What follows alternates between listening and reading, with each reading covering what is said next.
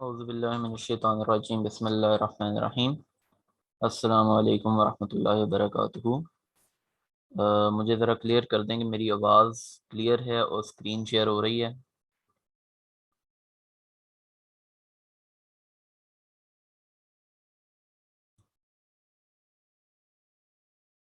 चलें। खमसा आपका भी कल के लेक्चर से कोई रिलेटेड क्वेश्चन नहीं है?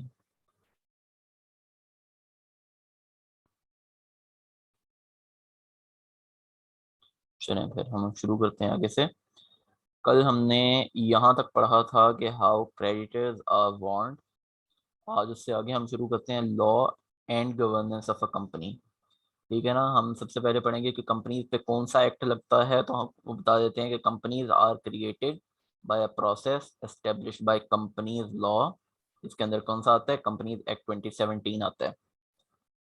ये क्लियर है बच्चों? उन्होंने बता दिया आपको कि कंपनीज एक्ट 2017 के तहत कंपनीज बनती हैं। और उसके बाद वो कहते हैं कि मेमोरेंडम ऑफ एसोसिएशन होता है और एक होता है आर्टिकल ऑफ एसोसिएशन। इनको हम इन डिटेल जाके इंशाल्लाह नेक्स्ट चैप्टर में, शायद इसी चैप्टर में पढ़ेंगे। आई डोंट नो कि इस वक्त क्या किस चैप्टर में ये चीज़ें डिस्कस की गई हैं, लेकिन इतना पता है कि इन डिटेल ये दोनों चीज़ें डिस्कस की गई हैं। लेकिन हम थोड़ा सा पढ़ लेते हैं इसे। A company must also have a written constitution, the constitutional document that focuses on external stakeholders। मैं जरा आपको थोड़ा सा बता देता हूँ। बेसिकली ये मेमोरेंडम ऑफ एसोसिएशन जो होता है, it's like a birth certificate. ठीक है ना। इसके अंदर ये चीज़ें लिखी होती हैं कि कंपनी का नाम क्या है, कंपनी का काम क्या है, कंपनी के सब्सक्राइबर्स कौन है। सब्सक्राइबर्स को बेसिकली कहा जाता है जो शुरू के शेयर होल्डर्स होते हैं, उनको कहा जाता है, वो कौन है। इस तरह की चीज़ें इसके अंदर लिखी होती हैं। किस तरह की कंपनी है, लिमिटेड लाइबिलिटी है, अनलिमिटेड लाइबिलिटी है, प्राइवेट कंपनी है, कौन सी कंपनी है, ये सारी चीज़ें लिखी होती हैं।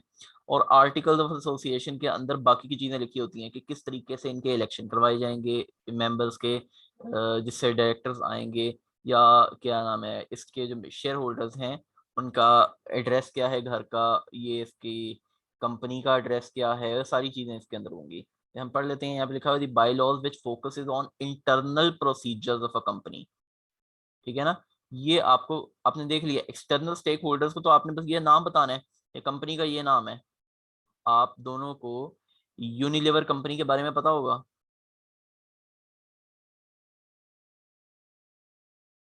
पता है ना। यूनिलीवर कंपनी के बारे में पता है।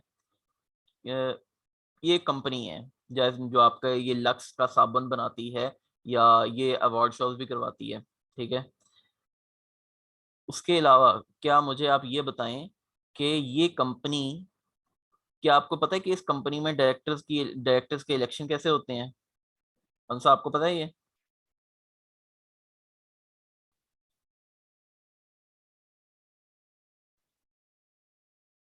ये चीज़ें नहीं पता? ठीक है ना। ये इंटरनल मामला आता है। अगर आप इनके मेंबर बन जाएं तो आपको पता लग जाएगा कि इनके डायरेक्ट इलेक्शंस कैसे होते हैं। हो सकता है इनकी कोई अलग मसाइल हो। ठीक है ना। आपको इनके शेयर होल्डर्स के घर का एड्रेस नहीं पता होगा, आपको इनके शेयर होल्डर्स का नाम नहीं पता होगा। देखो सारी चीज़ें किस तरीके से लिखी जाती हैं, क्या हिसाब किताब होता है, ये सारा कुछ आपके आर्टिकल ऑफ एसोसिएशन के अंदर आ जाता है।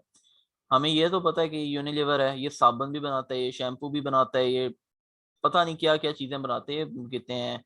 इवन कि हम तो इमेजिन भी नहीं कर सकते कि हम समझते हैं कि ये लक्स है और ये आपका सेफ गार्ड है। ये दोनों साबुन बनाने वाली कंपनीज हैं। ठीक है ना। क्या मुझे बताएं इन दोनों के दरमियान कंपटीशन होगा?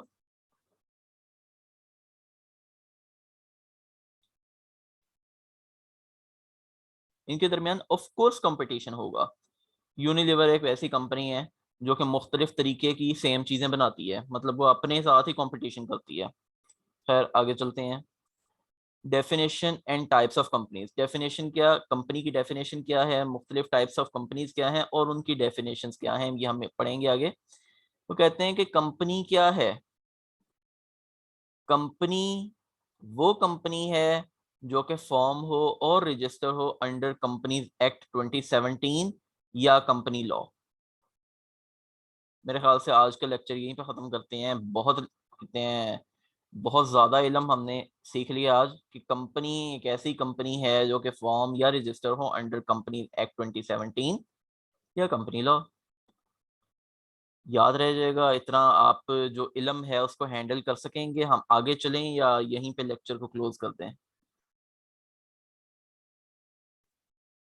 चलें बिस्मिल्लाह करते हैं, आगे चलते हैं।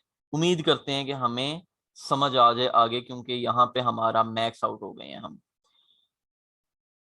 हमें ये तो समझ आ गई है कि कंपनीज एक्ट 2017 के तहत कंपनीज बनती हैं, और हमने ऊपर भी ये चीज पढ़ ली थी कि कंपनीज एक्ट 2017 वो एक्ट है जिसके तहत हमारी कंपनीज बनती हैं। लेकिन ये कंपनी लॉ क्या है? तो यहाँ पे आपकी डेफिनेशन का स्कोप थोड़ा ब्रॉड होने लगा है। ये सारी की सारी चीज फिर उसके अंदर आ जाएगी। यहां तक तो हमें समझ आ गया कि कोई भी कंपनी है जो कि कंपनीज एक्ट 2017 के तहत बनी है वो कंपनी कहलाएगी, लेकिन ये कंपनी लॉ के तहत भी बने तब भी कंपनी ही कहलाएगी। और वो कंपनी लॉ क्या है? वो कहता है कि बेसिकली कंपनी लॉ के अंदर की जो पिछले सारे कंपनी के एक्ट थे वो भी आ रहे हैं, ठीक है ना। कंपनीज एक्ट 2013, ये 1913 था, वो भी आता है।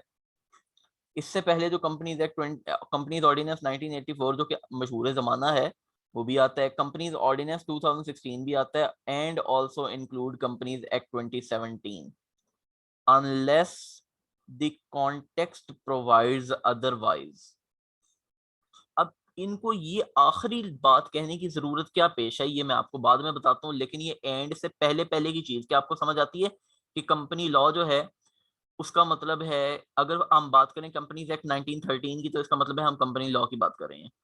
अगर हम कंपनीज ऑर्डिनेंस 1984 की बात करें तो इसका मतलब है कि हम कंपनी लॉ की बात कर रहे हैं।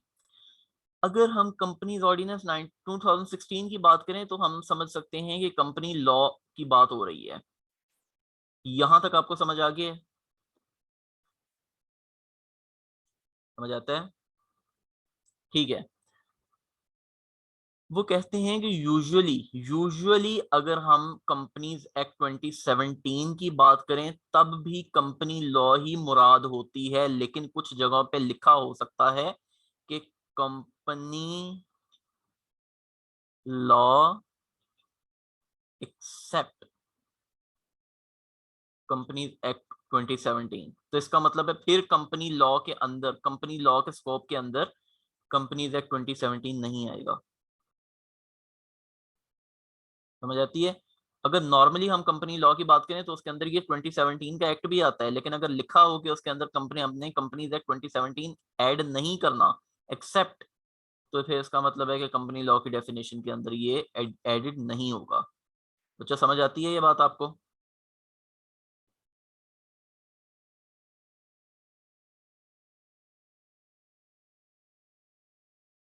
एक्सप्रेसली रिटन हो तो एक्सप्रेसली रिटन हो कि ये नहीं है पार्ट, तो हमने समझना है कि ये पार्ट नहीं है। अगर कुछ ना लिखा हो तो हम यही समझेंगे कि कंपनी लॉ के अंदर 2017 का एक्ट भी आता है। क्लियर है? चलें, ये वैसे चीज आपने समझनी, मैं आपको समझा दी है, लेकिन आपसे वो पूछेगा नहीं, एक। और दूसरा, ये तो वैसे भी रटा ही है। ठीक है, अभी तक हमने ऊपर जो ये चीजें पढ़ी हैं ये समझ सकते हैं आप, क्योंकि यहाँ पे इनको रट्टा लगाना मुनासिब नहीं है। तो इसका मतलब है कि रूल्स नहीं फॉलो होंगे फिर कंपनीज एक्ट 2017 के। एग्जैक्टली यही इसका मतलब है कि फिर अगर कंपनी लॉ की बात करें, साथ लिखा हो एक्सेप्ट कंपनीज एक्ट 2017, तो जो रूल्स स्पेशली कंपनीज एक्ट 2017 के अंदर है वो फॉलो नहीं किए जाएंगे। ठीक है ना? आपका कोई भी रूल्स हो सकते हैं, मुझे अब इसका कि कितने इन डेप्थ का पता नहीं है कि कौन कौन से रूल्स इसके अंदर नए आए थे, लेकिन अगर कोई रूल्स नए आए हों 17 के लॉ के अंदर तो वो फॉलो नहीं होंगे। अच्छा, अब देखें बॉडी कॉर्पोरेट। सर ऐसा कहाँ लिखा होता है? ये मैं भी नहीं आपको बता सकता, मैंने आज तक कहीं भी ऐसा नहीं देखा, लेकिन उन्होंने अगर कहा है तो हो सकता है कि आपको सीफैप लेवल पे कोई ऐसी चीज मिले। तो स्पेसिफिक कंपनीज के लिए ये कितने पता नहीं कि कहाँ पे यूज होता है। ठीक है ना? मैं आपको सीधी सीधी बात बताऊं, अभी तक कैफ लेवल पे ऐसा कोई चीज नहीं आई जहां पे कभी भी ऐसा लिखा हो कि company law except companies act 2017। हो सकता है सीफैप के लेवल पे जाके हमें इस चीज की ज्यादा समझ आए कि इसका क्या मतलब है यहाँ पे ये लिखने का। लेकिन अगर कंपनीज ने अगर एक्ट बनाने वालों ने लिखा है तो हो सकता है कि कोई ऐसी जगह भी हो। अच्छा, अब यहाँ पे मैं आपके लिए छोटा सा एक मैप बना देता हूँ। बॉडी कॉर्पोरेट, इसमें थोड़ा सा मिटा देता हूँ, इसको यहाँ से मिटा देता हूँ आपको, और आपको एक छोटा सा मैप समझाता हूँ जिसके तहत आपको ज्यादा समझ आएगी। एक होती है टर्म बॉडी कॉर्पोरेट, इसके अंडर कुछ चीजें आती हैं जिनके अंदर एक चीज होती है कंपनी लॉ। तो जो भी रूल बताया 17 के लिए था, सिर्फ वो रूल कौन सा वाला बेटा? Company law. और उसके अलावा कुछ चीजें और आती हैं, फलानी फलानी चीजें जो हम आगे पढ़ेंगे अभी। फिर उसके बाद कंपनी लॉ के अंदर कौन कौन सी चीजें आती हैं? कंपनीज एक्ट 1913 एक्सप्रेसली रिटन, वो बे कितने, वो आप कितने, वो सिर्फ 17 के लिए, एग्जैक्टली वो सिर्फ 17 के लिए है अगर एक्सप्रेसली रिटन हो, वरना अगर आप कंपनी लॉ कहेंगे तो वो सबके लिए होगा।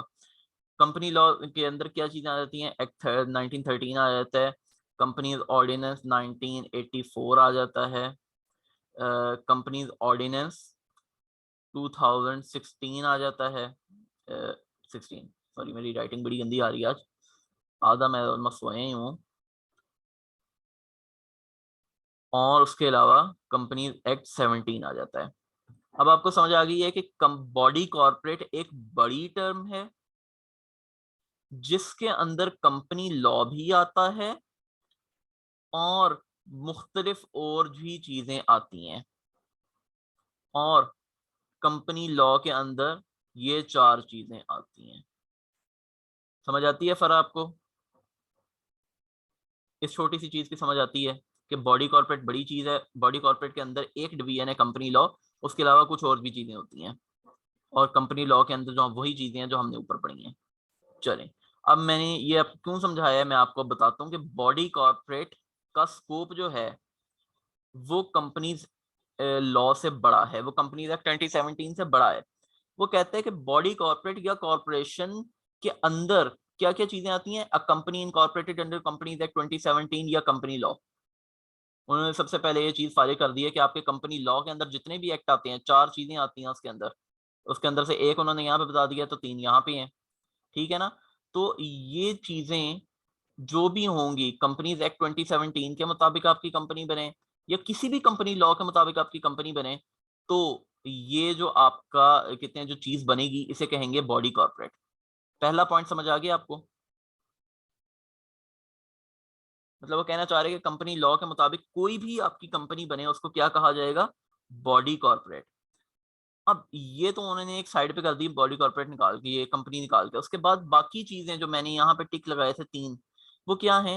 अ company incorporated outside of Pakistan. मुझे बताएं जरा, पाकिस्तान से बाहर अगर कोई कंपनी बनी है तो क्या वो कंपनी लॉ के मुताबिक बनेगी? कंपनी लॉ वो है जिसके अंदर ये चार कंपनीज के एक्ट आते हैं, एक कंपनीज एक्ट 1913, 84, 16 और 2017। वो बाहर अगर बनेगी तो वो हो सकता है उस मुल्क के मुताबिक बने, लेकिन अब वो हमारी देखें जरा, हमारे पाकिस्तान में वो कंपनी नहीं कहलाएगी, क्योंकि हम कंपनी उसको कहते हैं जो 17 में बने या कंपनी लॉ में बने। वो हमारे पास कंपनी नहीं कहलाएगी, वो क्या कहलाएगी? Body corporate. तो अगर एक फॉरेन कंपनी है तो हम उस कंपनी को कंपनी नहीं कहेंगे, हम उसको क्या कहेंगे? Body corporate. फिर उसके बाद वो कहता है अब body corporate declared as body corporate in relevant statute.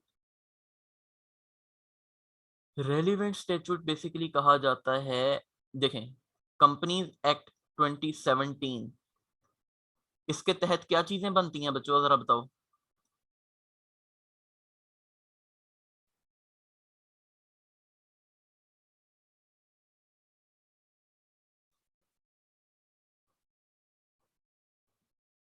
Companies बनती हैं ऑफ कोर्स, नॉर्मल सी बात है कि कंपनीज एक्ट 2017 है, इसके तहत कंपनीज बनती हैं, और 2017 के एक्ट ने कह दिया कि ये कंपनीज जो बनेंगी ये बॉडी कॉर्पोरेट कहलाएंगी।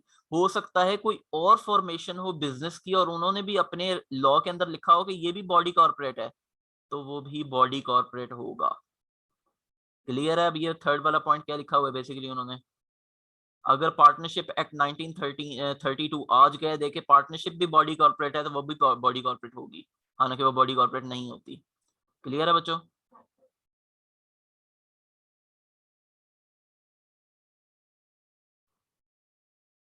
चलें, ये 3 पॉइंट्स हैं, ये वो पॉइंट्स हैं कि इनमें से एक भी चीज था जो लॉ कहेगा उसके मुताबिक, एग्जैक्टली जो लॉ कहेगा उसके मुताबिक।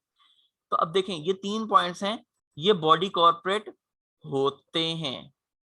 मैं यहाँ पे लिखने की कोशिश करता हूँ, ये बॉडी कॉर्पोरेट होते हैं। ये 2 पॉइंट्स हैं जो कि बॉडी कॉर्पोरेट नहीं होते। ठीक है, ये 2 पॉइंट्स वो हैं जो कि बॉडी कॉर्पोरेट नहीं होते। उसके अंदर से क्या चीज आती है? A cooperative society is registered under any law relating to the registration of cooperative society. Cooperative society का एक एक्ट होता है जिसका मुताबिक कोऑपरेटिव सोसाइटीज बनती हैं। वो कह रही हैं कि भाई वो कोऑपरेटिव सोसाइटीज जो हैं वो क्या हैं, हमें ये जानने की जरूरत नहीं, बस हमें ये पता होना चाहिए कि बॉडी कॉर्पोरेट नहीं होती। वो चाहे जो मर्जी कहलाएं, वो बॉडी कॉर्पोरेट नहीं होती। ठीक है बच्चों, क्लियर है? उसके बाद वो कहता है any other entity not being a company as defined in companies or कितने एक्ट 2017 या any law for the time being which the concern minister federal government may by notification specify in his behalf. ये मैं explain करने से पहले, cooperative society क्या होती है? बेसिकली कोऑपरेटिव सोसाइटी होती है कि हम तीनों मिलते हैं, मैं, हंसा और फरा, ठीक है, और हम ये एक सोसाइटी बनाते हैं और इसके अंदर हम फायदा किसे दे रहे हैं? फायदा भी अपना ही हो रहा है। ठीक हो गया? ये होती है बेसिकली कोऑपरेटिव सोसाइटी। मैं आपको इससे ज़्यादा नहीं बताऊंगा बिकॉज आपका थोड़ा सा जो इल्म है या आपको जो थोड़ा सा समझ आ रही है वो इधर उधर होना शुरू हो जाएगा। तो इतना आपको पता होना चाहिए कि कोऑपरेटिव सोसाइटी बेसिकली जो है ना वो अपने ही फायदे के लिए बनाई जाती हैं। अपना फायदा कैसे? हम आपस में कमेटी डाल देते हैं या हम आपस में पैसे मिला के कोई ऐसा काम करना शुरू करते हैं जिससे फायदा भी हमें ही हो रहा हो, लेकिन वो कंपनी नहीं हो। इस चीज को भी याद रखना है कि वो कंपनी नहीं हो सकती, वो पार्टनरशिप भी नहीं हो सकती। वो क्या होता है फिर, इसीलिए मैं आपको नहीं बताना चाह रहा क्योंकि वो बड़ी एक अजीब सी चीज निकल आती है। वो कोऑपरेटिव सोसाइटी एक 2015 के तहत बनती है। बेसिकली आपका देखें, ये कोऑपरेटिव सोसाइटी ऐसी चीज नहीं है कि रजिस्टर्ड ना हो। कोऑपरेटिव सोसाइटी जो है वो कोऑपरेटिव सोसाइटी लॉ के मुताबिक बनती है। कोऑपरेटिव सोसाइटी एक्ट 2015 है मेरे ख्याल से, मुझे याद नहीं आ रहा सही तरीके से, लेकिन मेरे ख्याल से 15 है, जिसके तहत कोऑपरेटिव सोसाइटीज बनती होती हैं और रजिस्टर्ड होती हैं वो एज अ कोऑपरेटिव सोसाइटी। और इवन आपने कोई हाउसिंग सोसाइटीज होती हैं जहाँ पे मैं रहता हूँ, बेसिकली वो भी एक कोऑपरेटिव सोसाइटी ही है, तो उनका भी यही हिसाब किताब होता है। तो ये आपकी बॉडी कॉर्पोरेट में नहीं आती। और दूसरी, इस पॉइंट को समझाने से पहले मैं आपसे पूछूंगा कि आपको टैक्सेबल इनकम की डेफिनेशन याद है?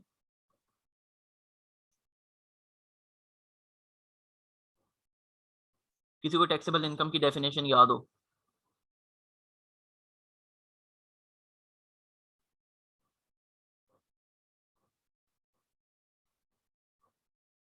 चलिए, किसी को नहीं याद, मैं बता देता हूँ।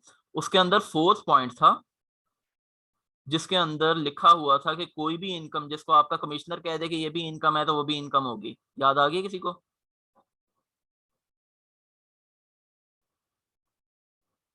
यही बस वो कह रहे हैं कि आपका अगर कोई एंटिटी है जो कि कंपनी नहीं है, ठीक है, हाँ, यहाँ पे कोई एंटिटी है जो कि कंपनी नहीं है, एज कितने as defined in companies act 2017, क्योंकि अगर होती तो वो तो बॉडी कॉर्पोरेट बन जाती। या किसी और लॉ ने भी नहीं कहा कि ये बॉडी कॉर्पोरेट है, ठीक है ना, या एनी अदर लॉ कितने फॉर द टाइम बीइंग इसके इसलिए लिखा हुआ है कि उस वक्त जो लॉज एप्लीकेबल हों which concern the minister of federal government may by notification specify in his behalf। सीधी सीधी वो कह रहे हैं किसी भी ऐसी चीज को जिसको फेडरल गवर्नमेंट कह दे कि ये बॉडी कॉर्पोरेट नहीं है, वो बॉडी कॉर्पोरेट नहीं है। ठीक है,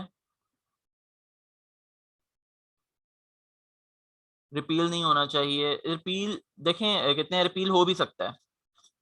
आपको कितने हैं, एक चीज है, मैं आपको जरा थोड़ा सा इसका बता देता हूँ।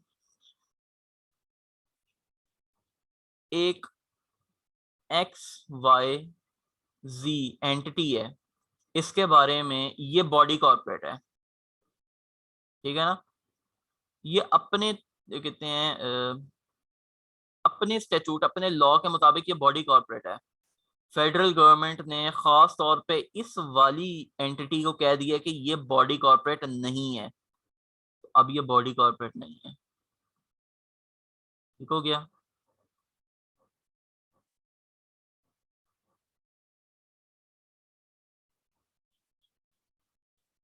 ये डेफिनेशन बहुत इंपॉर्टेंट है, ये पूछ सकता है, वो एज इट इज आपसे पूछ सकता है कि भाई बॉडी कॉर्पोरेट क्या होता है, इसलिए ये आपने याद रखनी है, या आपने लिखनी भी है।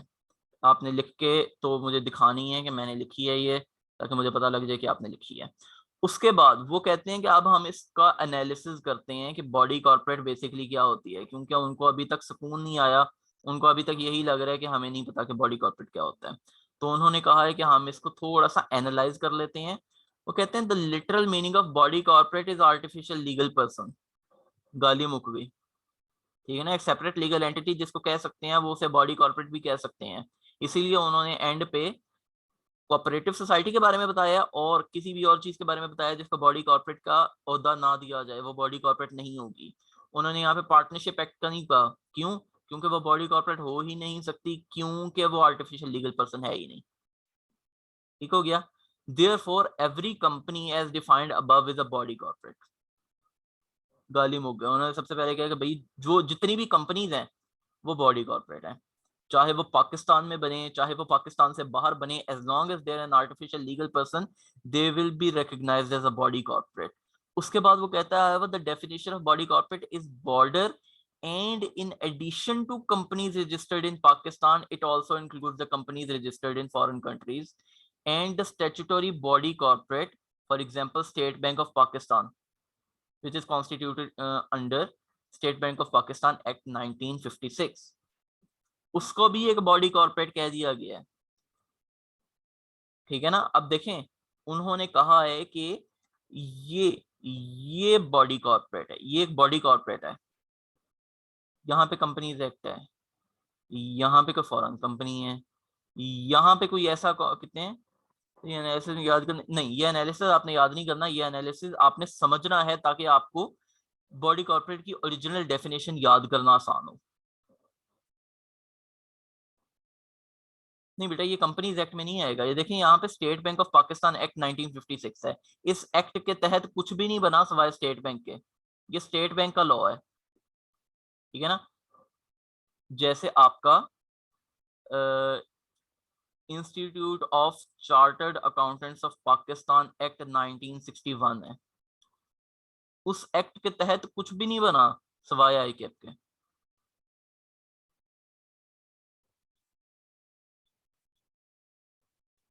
क्लियर है बच्चों?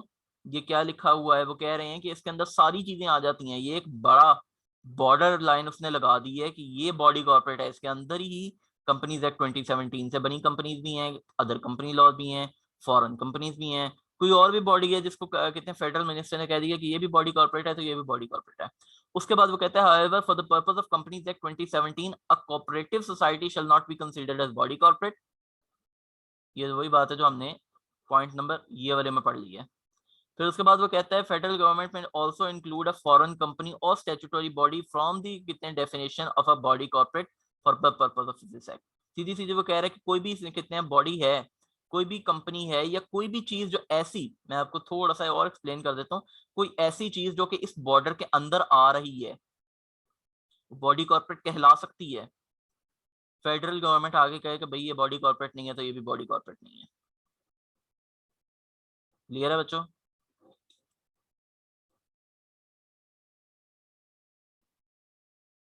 यहाँ पे मैं आपको थोड़ी सी SCCP, अब देखें ये कितने हैं जो सारी डेफिनेशन सर जो स्पेसिफाई किए हैं लॉ, उनके अलावा भी बहुत से लॉज होंगे पाकिस्तान में, तो इन कितने वो सब नहीं आएंगे कंपनीज लॉ में। देखें बहुत सारे कंपनी बनाने के लिए लॉ नहीं होंगे, कंपनी लॉ में सिर्फ वही एक्ट आएंगे, वही लॉज आएंगे जिनके तहत कंपनी बनती है। ठीक है ना। अब institute of chartered accountants of Pakistan act 1961 के तहत कुछ भी नहीं बना, कंपनी नहीं बनी कोई। State bank of Pakistan act 1956 के मुताबिक भी कंपनी नहीं बनी, पार्टनरशिप एक्ट 1932 के मुताबिक भी कंपनी नहीं बनी, तो कंपनी लॉ में सिर्फ वो एक्ट आएंगे जिनके मुताबिक या तो कंपनी बनती है या कंपनी बनती थी। ठीक हो गया। अब देखें, ये आपने चीज नोट करनी है कि अब मैं आपको थोड़ा सा जरा बता दूं, ये अगर आपको क्लियर हो गया तो मैं आपको अगली चीज की तरफ लेके चलता हूँ जो एससीसीपी ने बड़ी फनकारियां लगाई हुई हैं। ये समझ आ गई आपको कि वो दो चीजें जो उसने एक्सक्लूड की हैं? मुझे जरा जल्दी से फीडबैक दे दें। हंसा, आपको भी समझ आ गई है? चलें।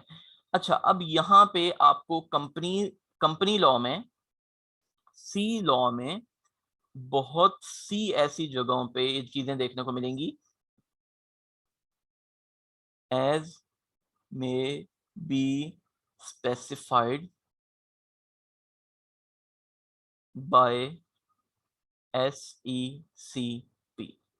बहुत सी ऐसी चीजें देखने को मिलेंगी जो कितने हैं, तकरीबन आपको अभी सेक्शन 42 पढ़ाऊंगा, उसके अंदर तकरीबन वो 11 चीजें लिस्ट करेगा आपको और 12वीं चीज कह देगा कि इसके अलावा कोई भी चीज जो कि स्पेसिफाई कर दी जाए एससीसीपी की तरफ से।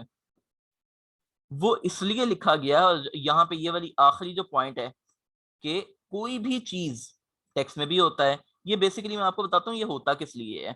यहाँ पे भी उन्होंने डाल दिया कि कोई भी ऐसी चीज जिसे बॉडी कॉर्पोरेट आपका फेडरल गवर्नमेंट नहीं समझती, उसको भी हम बॉडी कॉर्पोरेट नहीं समझेंगे।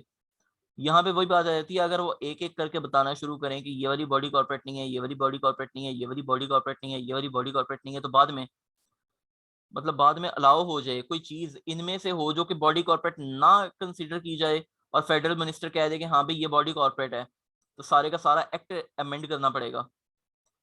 इतनी सारी उन्होंने लिस्ट डाल दी है कि ये चीजें बॉडी कॉर्पोरेट नहीं है। एससीसीपी कहे कि ये एक और चीज है जो कि बॉडी कॉर्पोरेट नहीं है। और आपको तो पता है लेजिस्लेशन बनने के, जो लेजिस्लेशन बनने के और उसका मॉडिफाई करने के क्या स्टेप्स होते हैं, वो इतने लंबे लंबे स्टेप फॉलो करें सिर्फ एक पॉइंट के लिए, तो वो कहते हैं कि नहीं। उन्होंने यहाँ पे लूप होल्स रखे हुए हैं कि हाँ हमारा एससीसीपी भी कोई बात कर सकता है, आज एक्ट बन गया, कल एससीसीपी ने कोई बात कर दी, तो यहाँ पे एक्ट में लिखा हो कि बाद में भी एससीसीपी की बात करेगा तो वो भी इसी लॉ का हिस्सा माना जाएगा। यहाँ पे भी उन्होंने इसलिए आपका जो इनकम टैक्स है, इनकम टैक्स ऑर्डिनेंस है, ऑर्डिनेंस यूं नहीं है, आपका जो इनकम टैक्स ऑर्डिनेंस है उसके अंदर भी बड़ी दफा इस तरह की चीजें लिखी हुई हैं, क्योंकि आपका जो कहते हैं ऑर्डिनेंस है उसको आप अमेंड करें तो ये बड़ी बहुत बड़ी लंबी चीज निकल आती है। इसलिए उन्होंने लूप होल्स रखे हुए हैं इसके अंदर कि अगर आपने कुछ चेंज करनी हो तो चेंज आराम से की जा सके। और इसके पीछे एक बहुत ही शर्मनाक किस्म की कहानी है कि जिस वक्त कहा गया था ना, कॉमन बता दिए बस, जिस वक्त कंपनीज, ये देखें आपको एक चीज मैं दिखा देता हूँ, कंपनीज एक्ट 2016 है यहाँ पे। मसला ये आया था कि रिपील्ड एक एक्ट था कंपनीज एक्ट 2015 भी, जो कि वापस ले लिया गया था। मसला ये आया था कि जिस वक्त उस बंदे को नेशनल असेंबली, जिसने पास करना था बिल, उसको पकड़ाया गया कि आप ये बिल देखें और ये आपने पास करवाना है, उसने 500 सफ़े का एक्ट देखा और कहा कि मैं पागल हूँ जो मैं ये सारा पढूं, और अगर मैं ये सारा पढ़ नहीं सकता तो मैं पास ही क्यों करूं इसे। ठीक है ना? तो हमारी नेशनल असेंबली जो है, हमारी नेशनल असेंबली, उसका एक ही काम है, हमारी पार्लियामेंट का एक काम है कि वो एक्ट बनाए। और वो क्या करते हैं, खैर वो छोड़ें कि क्या करते हैं। तो ये चीज फिर इसलिए इस वजह से एससीसीपी को ये अख्तियार दिया गया कि अब आप एक्ट बनाएं। तो उन्होंने जिस वक्त, यस, डेलीगेट किया गया, तो उस वक्त जब इन्होंने एक्ट बनाया तो उसके अंदर इन्होंने अपने लूप होल्स डाल दिए कि हाँ एक दफा ये एक्ट बन गया, इसके अंदर कोई मॉडिफिकेशन करनी हो तो हम खुद ही से कर सकें, दोबारा नेशनल असेंबली का सहारा ना लेना पड़े। एग्जाम्पल्स पे आ जाते हैं। वो कहते हैं orange limited as a company incorporated in Pakistan and its operating a branch, कितने हैं, branch office around the globe. ये देखिए एक पाकिस्तान में कंपनी बनी है जो कि पूरे दुनिया में फैली हुई है। Orange limited is a company and is also body corporate. क्या हम बताएं, ये चीज समझ आती है? कंपनी पाकिस्तान में बनी है तो वो क्या होगी, कंपनी कहलाएगी, और वो बॉडी कॉर्पोरेट तो है ही। Orange Incorporation is a company incorporated in USA and is operating a branch office in Pakistan. USA की कंपनी है, फॉरेन कंपनी, हमें एकदम याद आ जाना चाहिए। हाँ, हमने पढ़ा था कंपनीज एक्ट के तहत बने, 2017 के तहत तो कंपनीज होती है। क्या यूएसए में कंपनीज एक्ट 2017 लगता है? नहीं। हम दूसरे पॉइंट पे आ जाते हैं, क्या कंपनी लॉ लगता है इस पे? कंपनी लॉ हमने याद किया तो उसमें अंदर तीन चीजें और आ जाती हैं। 1913 का एक्ट आ जाता है, उसके अलावा 1984 आ जाता है, और हमारे पास 16 आ जाता है। क्या यहाँ पे लगता है? नहीं। तो फिर हम तीसरी चीज की तरफ चले गए, हाँ भाई ये तो बॉडी कॉर्पोरेट होगी। अब वो कहता है it is a body corporate but is not a company. Clear है बच्चों? एग्जाम्पल है सराती फादी की बुक में, यस एग्जाम्पल्स हैं सराती फादी की बुक में। वो एक्चुअली उन्होंने जहां जहां पे लिखा हुआ है ना, जहां पे एग्जाम्पल देनी है वहां पे उन्होंने एक फुट नोट डाल दी है, आई थिंक इसे फुट नोट ही कहते हैं। तो वो डाल दिया उन्होंने, और एग्जाम्पल्स वो एंड पे ले गए हैं किताब के। फिर उसके बाद एग्जाम्पल 5 पे आ जाते हैं। वो कहता है XYZ हाउसिंग कोऑपरेटिव सोसाइटी, हमारे यहाँ कान खड़े हो गए, cooperative society is generally a body corporate but for the purpose of companies act it shall not be a body corporate. कान खड़े हो गए, हाँ भी कोऑपरेटिव सोसाइटी है, बॉडी कॉर्पोरेट नहीं है। क्लियर है बच्चों? चलें, उसके बाद वो कहते हैं orange incorporation is a company incorporated in USA and is operating, देखें यूएसए में बनी है तो बॉडी कॉर्पोरेट है। आगे चलते हैं, इज ऑपरेटिंग अब generally body corporate, generally body corporate मतलब कि कितने एक cooperative society, housing cooperative society जो है वो एक बॉडी कॉर्पोरेट कहलाई जा सकती है, हाउसिंग कोऑपरेटिव सोसाइटी। लेकिन हमारे कंपनीज एक्ट ने कह दिया कि ये बॉडी कॉर्पोरेट नहीं है।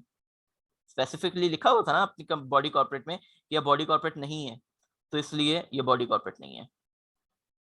ये अगर लिखा ना होता तो ये बॉडी कॉर्पोरेट बन सकती थी, लेकिन इसके बारे में स्पेशली बता दिया गया बॉडी कॉर्पोरेट नहीं है, तो हम कोऑपरेटिव सोसाइटीज को बॉडी कॉर्पोरेट नहीं मानेंगे।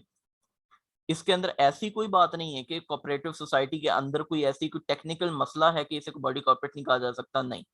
इसको सिर्फ हम इसलिए बॉडी कॉर्पोरेट नहीं कहते क्योंकि स्पेसिफिकली लिखा हुआ है कि हम इसको बॉडी कॉर्पोरेट नहीं कह सकते।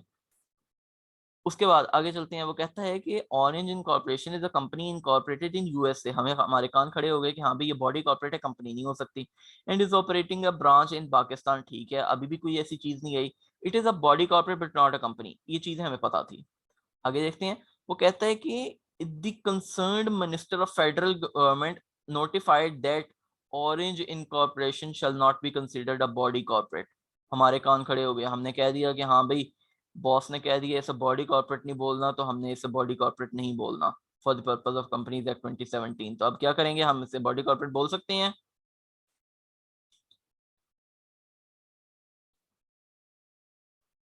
नो। ऊपर से बुलावा आ गया, ऊपर से वो कह रहे हैं कि हाँ भाई आपने इसको बॉडी कॉर्पोरेट नहीं कहना, तो आपने इसको बॉडी कॉर्पोरेट नहीं कहना। अगर ना कहते तो हम इसको बॉडी कॉर्पोरेट कह सकते थे, लेकिन बड़ों ने कह दिया कि हाँ भाई आपने इसको बॉडी कॉर्पोरेट नहीं कहना, तो आपने इसको बॉडी कॉर्पोरेट नहीं कहना। आगे चलते हैं। वो कहते हैं फॉरेन कंपनी क्या होती है? क्या कोई बता सकता है फॉरेन कंपनी क्या होती है? जो फॉरेन से कंपनी बन जाए, 2 मिनट ना लगे और कंपनी बन जाए फॉरेन से। फॉरेन रजिस्टर्ड आउटसाइड, ठीक है ना? तो ये देखें, वो कहते हैं foreign company means a company or body corporate incorporated outside Pakistan. ठीक है, ये तो बड़ी सिंपल सी चीज है। उसके बाद वो कहता है which has a place of business or liaison office in Pakistan whether by itself or through an agent physically or through electronic mode. मुझे बताएं पाकिस्तान में रह के हम फॉरेन कंपनी की डेफिनेशन पढ़ ही क्यों रहे हैं? तो बंदा ये सोच सकता है कि हाँ भाई पाकिस्तान में रह के हमारा फॉरेन कंपनी पढ़ने के बारे में क्या, हमें हमें क्या, और हमारी कंपनी लॉ के सिलेबस में लिखा ही क्यों है? वो इसलिए क्योंकि हमें फॉरेन कंपनी से पाला पड़ सकता है, और फॉरेन कंपनी से हमें पाला कहाँ पड़ेगा? इनसाइड पाकिस्तान। तो वो ये कह रहे हैं कि वो वाली फॉरेन कंपनीज जिनका कोई प्लेस ऑफ बिजनेस क्या तो पाकिस्तान में हो, पाकिस्तान में वो बिजनेस करते हो, और फिर वो लिएजॉन ऑफिस, लिएजॉन बेसिकली कहते हैं कनेक्शन, कोई कनेक्टेड ऑफिस हो उनका पाकिस्तान में, या खुद से हो या किसी एजेंट के थ्रू हो, फिजिकली भी हो सकता है, इलेक्ट्रॉनिकली भी हो सकता है। मुझे बताएं जरा, इलेक्ट्रॉनिकली कैसे हो सकता है?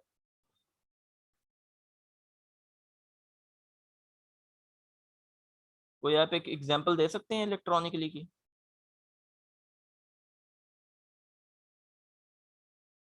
ऑनलाइन बिजनेस हो जाए, ठीक है ना, वेबसाइट से शुरू हो जाए,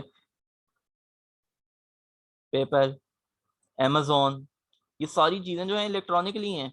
अगर वो पाकिस्तान में अपना काम करना शुरू कर दें तो वो अब इधर आ जाएंगी, थ्रू एन एजेंट आ जाएं, ठीक है ना, वो अपने किसी बंदे को भेज दें कि हाँ भाई कितने हमारा बिजनेस वहां पे जाके शुरू कर दो, या फिर वो खुद ही आ जाएं, तो वो हमारी फॉरेन कंपनी कहलाएगी।